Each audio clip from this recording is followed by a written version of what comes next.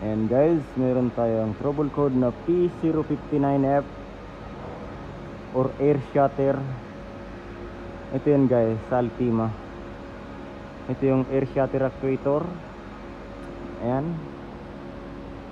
Ito yung air shatter assembly. Ayan guys, nakita nya, matigas. Ayan. Matigas siya. Sa gitna malambot lang, sa taas matigas din. Ayan. Nahihirapan na siyang gumalaw. Ayan. Kailangan malalambot lang yan lahat para hindi mag-error ang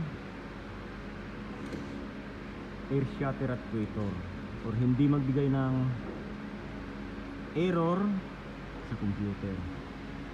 Ayan. Ito guys yung air shatter ng Nissan Altima. Ngayon babaklasin natin guys.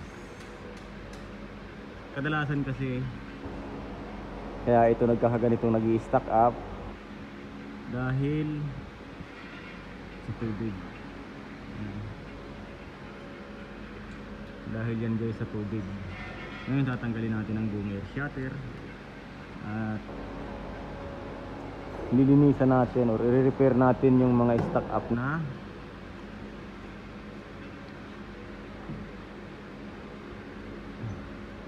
blade. Yan guys, ito guys yung air shatter. Yan, air shatter assembly. Yan, assembly yan, may mga blade siya. Nagsasara kasi yan guys. Ayan, tingnan nyo ha.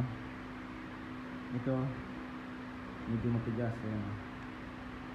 Medyo matigas siya. Ito naman normal lang. Ayan.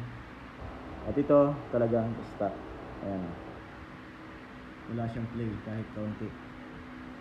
Ayan. Nangyayari yung mga ganyan guys dahil nababasa ng tubig. Nag-i-stack yung mga ganito, yung mga plastic. Saan na ba yun? Sa kabila.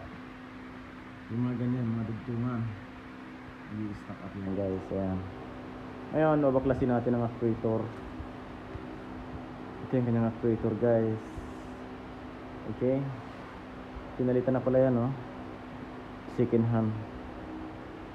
Ngayon, titingnan natin kung ano ang kanyang stack up. Kung ito air shatter actuator or air shatter blade. Yan, tanggalin natin.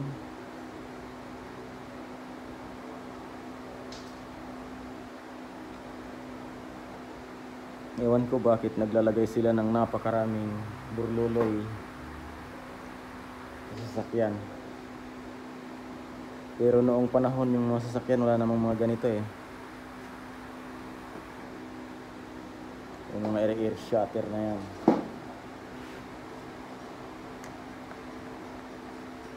Matigas nga. Ito yung kanyang air shatter actuator. Ayan. Ayan guys. Ayan o, tingnan nyo. Pumilipit na siya. Ayan, dahil napakatigas. Ayan o. Napakatigas niya guys. Palalambutin natin yan.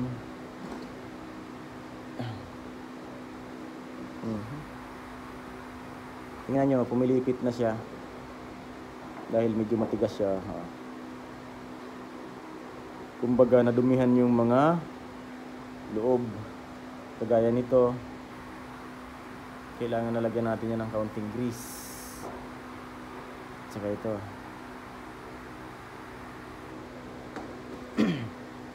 Dito naman yung air shatter actuator. Gumagana yan guys. Kaya lang nahihirapan dahil matigas yan. At nagbibigay ito ng error sa computer para lumabas ang trouble code na air shatter.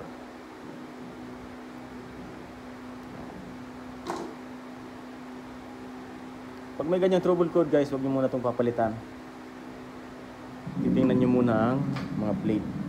Ganyan na, matigas oh. Kailangan malambot lang yan. Lumalagatok oh. Ayan. Palambutin natin yan guys. Tanggalin natin ang air shatter na yan, ang blade nya. Palambutin natin yan guys.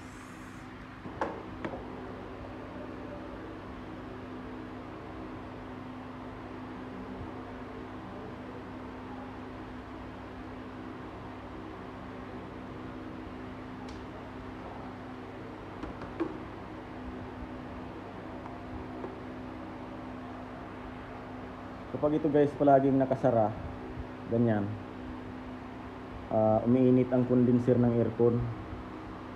Tapos kapag umiinit ang condenser ng aircon, hindi gagana ang aircon. Tapos kapag umiinit naman ang condenser, madadamay ang makina, iinit din ang makina.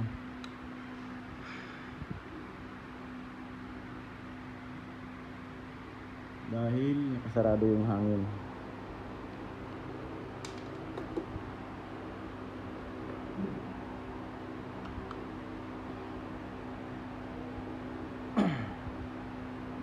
Yung mga sinaunang sasakyan, walang mga ganito-ganito. Walang ano-ano. Pero ngayon, marami nang dinalagay na electronic system sa isang sasakyan.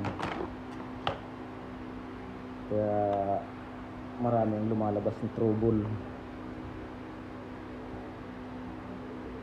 Kumbaga sa kagaya nating mga mekaniko, dagdag kita yan, dagdag income natin yan.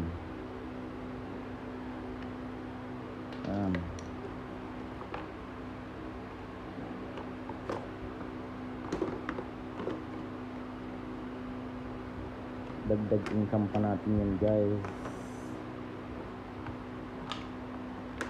Ayun, ito yung air shatter blade guys. Ayan.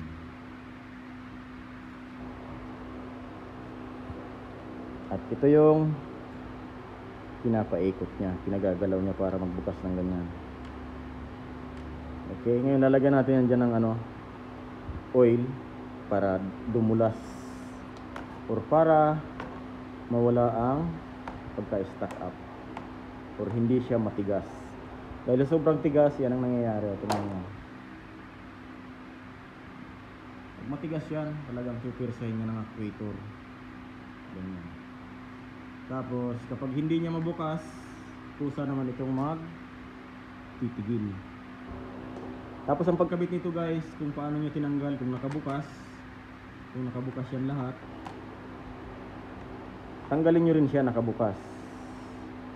Dahil kapag ibinalik nyo ito na nakasara, tapos nakabukas nyo yung binuksan, ano pa rin yan guys? Anong tawag doon? Error pa rin yan. Dahil baliktad. Guys, nabalik na natin. Tingnan nyo ha. Nakasara yan.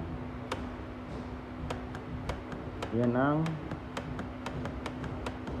galaw ng air shatter. Kailangan malambot lang siya guys pag pinaiikot nyo dito.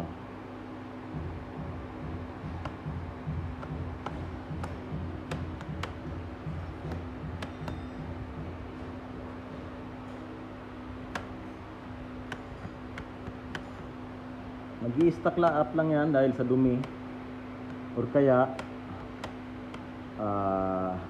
kinakalawang yung mga puno na ganyan, nalalagyan ng dumi, or pinasok siya ng tubig, nawala yung mga pampadulas ng kaunti.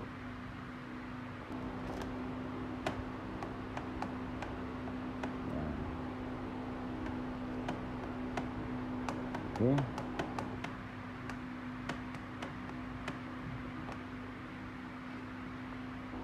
Ngayon ikakabit na natin ang air shatter actuator.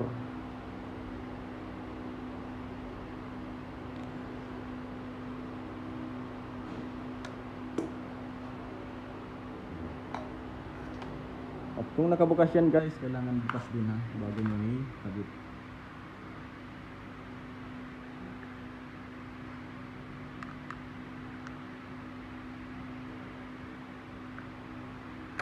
Okay.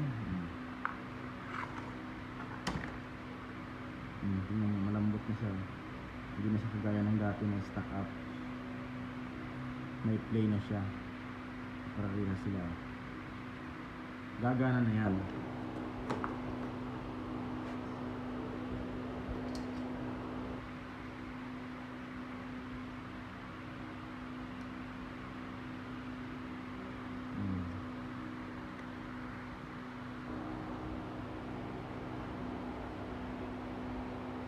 Ganyan lang guys sa mga trouble lang air shutter.